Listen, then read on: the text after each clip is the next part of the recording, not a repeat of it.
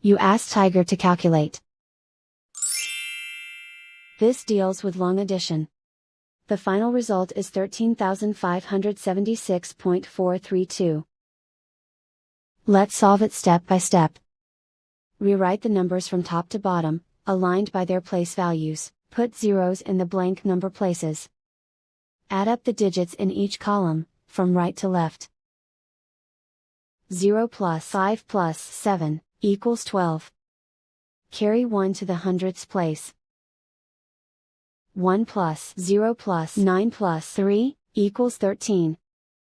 Carry 1 to the tenths place. 1 plus 4 plus 4 plus 5, equals 14. Carry 1 to the ones place.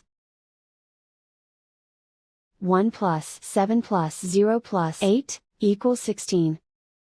Carry 1 to the tens place. 1 plus 0 plus 1 plus 5, equals 7.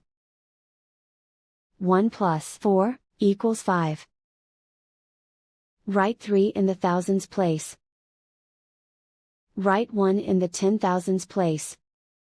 And so the final result is 13,576.432.